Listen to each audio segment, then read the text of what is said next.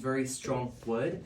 And how it works, usually one guy or two takes out this piece. He starts pushing and pulling manivela, so they go back and forth, different hole, back and forth, different hole, back and forth, different hole. It's like when you screw something down, it gets lower and lower and lower, then presses the bags and gets the elbow out. And now here I have two spaces right in front of me. Okay, there's two spaces. There's a wall that separates them and a hole that connects them on the top. Okay, so see, there's two spaces, and then there's a hole right here, a hole, and connects the two spaces. Now, in the first space, left one, you have all of the olive oil being poured in. Okay, now here you add some hot water, and water and olive oil never mix, right? They always separates. So water is heavier, goes down, and olive oil is lighter, goes up, right? And then there's one guy, he opens the hole at the top and lets the olive oil flow from the first space to the second, right? So the olive oil flows and flows and flows, and at the end of the day, you have just olive oil and just water. Does that make sense to you? It's a very clean, smart, easy separation to do. And there you go, you have your clean olive oil. And it was ready to be consumed. There were little kids like you, actually, running around here, dipping their bread into olive oil and eating it, which I had some for you. And of course, this is not how it works today, because some people come here and ask me, do you still do this? I'm like, you're crazy. No, this is without electricity. So electricity came here in like 1961, 62, and we shifted, we changed the way we work. Now we have 5 modern olive presses, thank God. So you just give them your olives, there's a very nice guy there, he just presses a button, olive oil comes out, it's very fast, very easy. In like 30 minutes, you have your olive oil back, it's amazing. That's how we do it today.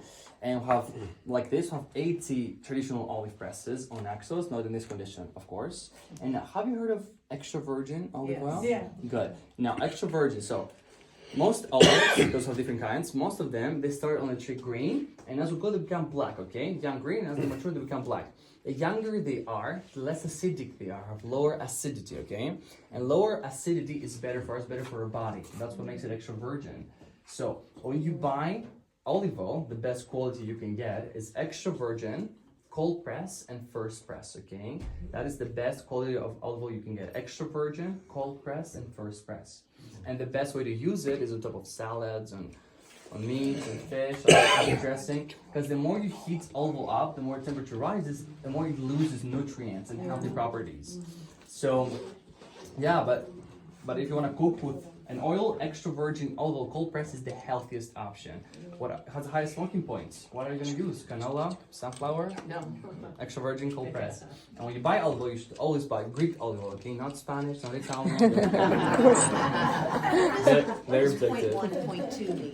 0.1? Maybe you're talking about the acidity points. Yes. Yeah. I think like, yeah.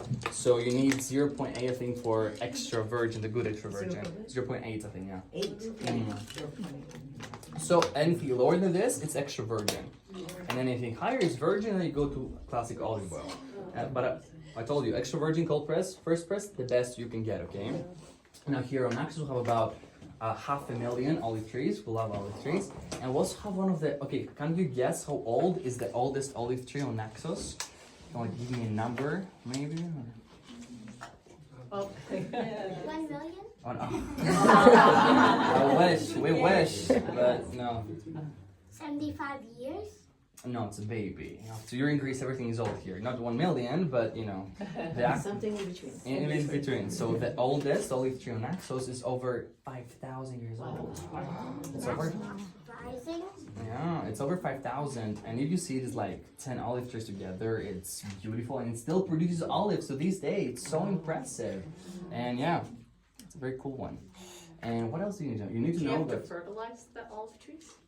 Not really. No, We don't yeah. do a lot to the olive trees because here we have the climates and the soil. It's the best for olive trees. So don't even water them. We don't even like just prune them sometimes if you want to like keep them clean and organized. But we don't do stuff to them. Just leave them be. Right. Good.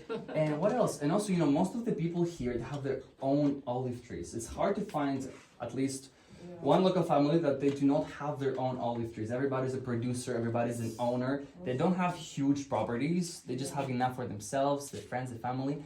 And people ask me, why is it hard to find Naxos olive oil? You're not going to find it in the supermarkets. We don't have brands of Naxos olive oil. That's not because we don't have, it's that we're not very touristic about it. We don't export it as much. We keep it more for ourselves, for personal use. So if I can give you good advice on how to get Nax and olive oil is to make Nax and friends. Gonna be shipping to you olive oil for the rest of your lives, okay? And wine too. So think about that, okay?